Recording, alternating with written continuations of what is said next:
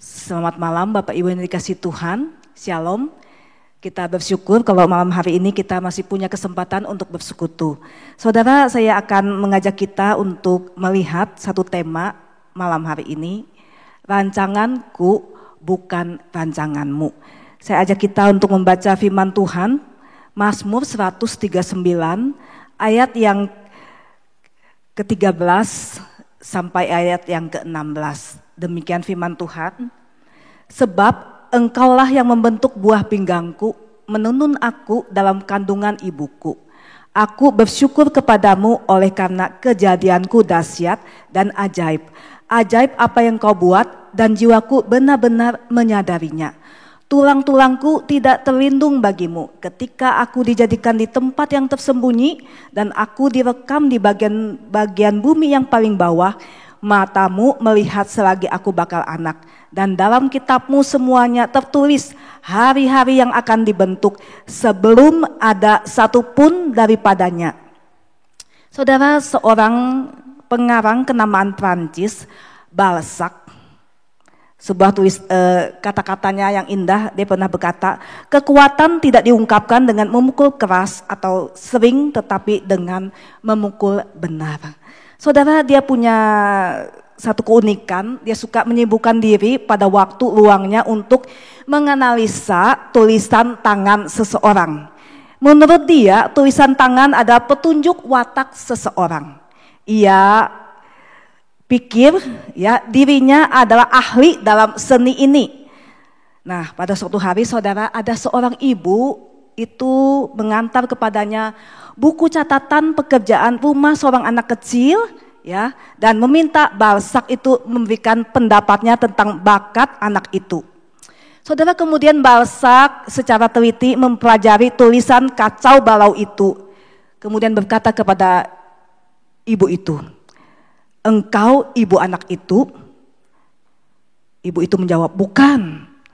Mungkin engkau punya hubungan keluarga dengan dia? Tidak sama sekali. Saya akan mengatakan kepadamu dengan jujur, dengan terus terang pendapatku. Anak ini ceroboh, mungkin bodoh. Saya khawatir dia tidak pernah berprestasi. Kemudian ibu ini saudara, dia tertawa. Dia mengatakan, tetapi Tuhan, catatan ini adalah milik Tuhan sendiri ketika Tuhan masih duduk di bangku SD dulu. Saudara, memang rancanganku bukan rancanganmu. Tahun 1940-an manusia merancang bom atom karena berpikir bahwa bom atom akan mengakhiri seluruh perang dan akan menciptakan perdamaian dunia. Tetapi ternyata pikiran itu melesat. Demikian juga saya ingat waktu saya kecil saudara, ya saya tinggal dengan paman saya saudara, karena papa udah meninggal, mama harus mengurus banyak anak sehingga kami dibagi saudara. Waktu itu saya ingat ada seorang peramal datang ke rumah ya. Itu seorang peramal dari Makassar ya, Suan Ming Sensen. Dia mengatakan, kamu duduk di sini, saya mau meramal nasibmu. Kamu ya, hidupmu tidak akan panjang. Hidupmu pasti tidak baik karena waktu kamu sebelum kamu lahir, papamu meninggal. Kamu ini bisa makan orang. Saudara, kalau dia tahu hidup saya saat ini, saya bisa melayani Tuhan, menjadi seorang hamba Tuhan. Saya mengamini apa yang dikatakan firman Tuhan. Rancanganku bukan rancanganmu. Nah saudara, firman Tuhan yang kita baca tadi mengingatkan kepada kita, Tuhan Allah lah yang membentuk buah pinggang kita, menenun kita dalam kandungan ibu kita. Kejadian kita itu dikatakan dahsyat dan ajaib. Apa yang Tuhan buat itu ajaib, Dia membuat kita. Bayangkan saudara, mata Tuhan itu melihat selagi kita masih sebagai janin, bahkan Tuhan bisa melihat jauh ke depan, hari-hari akan datang apa yang terjadi dalam kehidupan kita. Meskipun segalanya itu belum terjadi.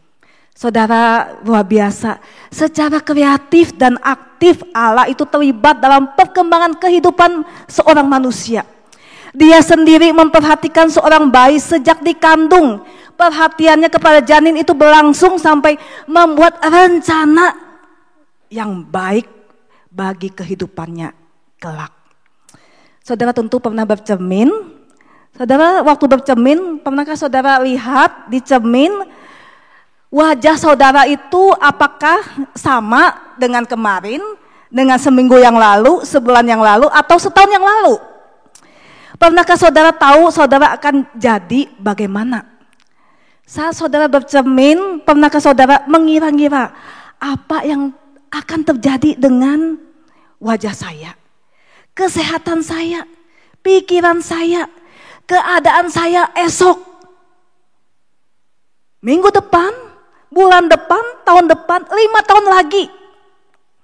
Saudara, kita kalau diajak merenungkan saudara, seperti sewaktu bercermin, apakah kita sadar bahwa sesungguhnya banyak hal dalam hidup ini kita tidak ketahui. Jangankan tentang kedalaman diri kita saudara, hal-hal yang tampak di luar pun banyak dari kita tidak tahu saudara. Saudara, memang kita adalah makhluk yang dimaksudkan untuk kekekalan. Tetapi kita harus mulai, kita adalah orang-orang yang terbatas. Kiranya ini tidak membuat kita frustrasi saudara, bahwa banyak hal yang ingin kita ketahui, kendalikan ada di luar teropong, kendali, dan akal budi kita. Sebaliknya kesadaran tentang keterbatasan kita seharusnya saudara membuat kita semakin kagum perancang hidup kita, yaitu Tuhan. Membuat kita apa saudara? Bergantung penuh kepadanya. Saudara, Dia adalah Allah yang tahu gerak kita, langkah kita. Dia tahu apa yang kita lakukan dari waktu ke waktu dan berbagai keadaan. Dalam berbagai musim kehidupan yang berubah-ubah, Dia tahu sikap kita terhadap berbagai hal. Bagaimana kita menilai waktu, bersikap terhadap uang, karir kita, gambar diri kita, bahkan Dia tahu pikiran, perasaan, memori kita, hasrat dan fantasi kita. Saudara, saat kita menyadari semua implikasi kemahatauan Allah, bagaimana respon kita? Takut saudara? Karena kita telanjang total di hadapannya. Tentu saudara, kita harus menjaga diri kita. Tapi kita juga harus takjub dan lega saudara, bahwa Ia yang membentuk seluruh aspek jasmani rohani kita sejak dalam kandungan ibu kita. Dia terus ingin merajut seluruh pengalaman keberadaan kita. Karena apa? Dia Allah yang maha tahu, maha hadir, maha baik dan bijaksana. Saudara, Dialah Tuhan yang mengatur hidup kita dari awal sampai akhir. Bahkan saudara, ketika itu sulit, bahkan ketika tampaknya mustahil, bahkan saat kita tidak mengerti alasannya. Saudara, ada 2 anak bernama si ceria dan si murung. Seperti namanya ceria saudara, dia punya sifat periang, selalu gembira dan tersenyum. Sebaliknya saudaranya murung saudara, punya perangkai yang cemberut, selalu sedih dan jarang tersenyum. Nah saudara, suatu ketika orang tua mereka berpikiran untuk membuat si murung tersenyum gembira. Membuat si ceria itu bisa menjadi sedihlah sedikit ya, bisa cemberut ya, bisa sedih.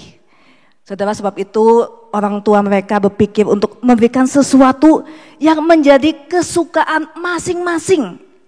Saudara, orang tua tahu si murung itu suka handphone ya. Dia suka sekali handphone yang kalau bisa itu ganti terus ya, maksudnya yang terbaru. Ya, karena apa? Dia pergi dengan teman-temannya yang orang-orang kaya yang suka ganti handphone, ya. Nah, orang tuanya saudara kemudian memberikan sebuah handphone yang terbaru supaya si murung ini menjadi senang dan gembira. Nah, saudara, waktu si murung pulang sekolah, dia tahu saudara, ada sebuah handphone dibungkus oleh orang tuanya dengan kertas kado yang baik, bagus diletakkan di kamarnya.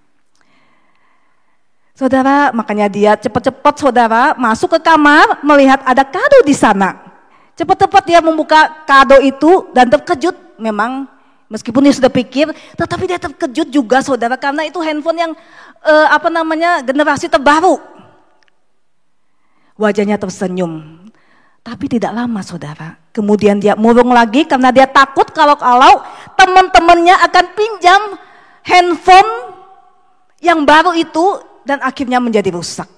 Saudara, di benak si murung ini saudara selalu muncul pikiran yang negatif. Sehingga kado yang seharusnya menjadi kesukaan bagi dia justru sekarang menjadi beban bagi dia. Dan akhirnya apa saudara? Mulutnya itu keluar omelan dan keluhan. Bukannya ucapan syukur, berterima kasih kepada kebaikan orang tuanya. Nah saudara, di pihak lain si ceria senang sekali dengan kuda. Orang tuanya membungkus apa saudara?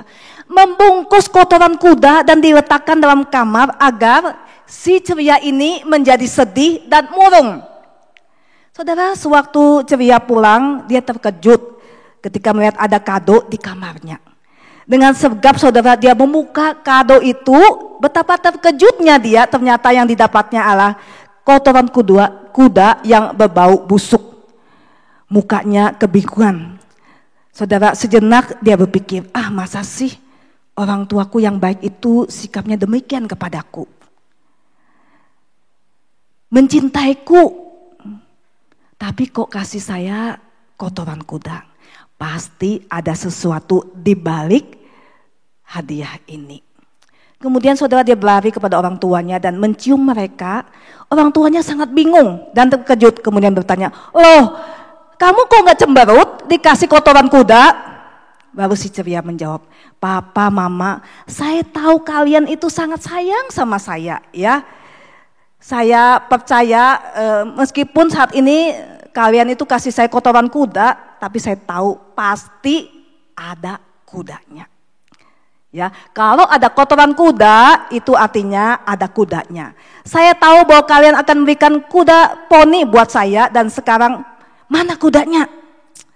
Kemudian orang tuanya berkata, kami hanya memberi kamu ini kotorannya. Si ceria menyaut, tidak mungkin, saya yakin pasti ada kudanya. Saudara, akhirnya orang tuanya kalah dan memberikan dia kuda poni. Saudara, orang tuanya ada orang yang mencintai anak-anaknya. Seperti juga dengan Tuhan kita. Saudara, orang yang hidupnya merasa sangat dicintai akan selalu berpikir bahwa dia itu akan selalu menerima yang terbaik dalam hidupnya. Walaupun dalam penderitaan. Sebaliknya orang yang pesimis merasa hidup ini menjadi beban penderitaan. Sehingga dia akan selalu gelisah, takut dan khawatir. Demikian juga dengan kita saudara, kalau kita percaya Tuhan punya rancangan yang indah. Dia Tuhan yang baik saudara. Ya, apapun yang sedang kita alami saudara, di balik itu semua pasti ada rancangannya yang indah. Walaupun saudara selama 1 bulan ini saudara kita semua gara-gara pandemi COVID-19 ini, setiap kita merasa hidup kita tidak sama lagi dengan sebelumnya. Kita sepertinya hidup tanpa kepastian, kita tidak dapat mengontrol apapun. Di awal tahun mungkin kita susun saudara program, rancangan, agenda kita. Apa yang akan kita lakukan dalam 1 tahun ini. Tetapi sejak tanggal 16 Maret saudara, pemerintah menetapkan WFA, WLH saudara, ya, work from home, ya. Kemudian juga belajar dari rumah saudara. Sejak saat itu saudara semuanya berubah. Segala rancangan kita manusia sirna saudara. Apa yang ada hari ini tidak pernah terpikirkan oleh kita saudara. Semuanya gelap. Kita sangat terbatas. Kita sangat rentan dengan penyakit. Dan kita tidak bisa mengontrol apapun saudara. Apa yang terjadi 1 hari di depan, 1 minggu ke depan, 1 bulan ke depan, bahkan 1 tahun ke depan kita tidak tahu saudara. Sejak kita mengadakan ibadah online tanggal 22 Maret, saudara, kita tidak ketemu. Saudara nggak tahu apakah kita masih bisa ketemu, saudara. Memikirkan semuanya itu, saudara, kita pasti cemas, khawatir, takut. Tetapi tatkala kita memikirkan Tuhan yang Maha Kuasa, perancang hidup kita, memberi kita ketenangan. Dia pegang hidup kita, dia tahu pergumulanmu. Engkau yang kehilangan pekerjaan, bingung dengan masa depanmu, mari datang padanya. Dia perancang hidup kita. Saudara, percayakah kita bahwa dia punya rancangan untuk kita di tengah kemustahilan? Rancanganku bukan rancanganmu. Saudara, waktu Tuhan merancangkan segala sesuatu indah, saudara. Dosa masuk, saudara. Tapi Tuhan punya rancangan indah tetap untuk kita. Kita orang-orang berdosa, saudara. Tuhan tebus. Yesus Kristus menebus kita menjadi anak-anaknya. Waktu kita masih berdosa, dia rela mati untuk kita. Apalagi waktu kita sudah jadi anak-anaknya.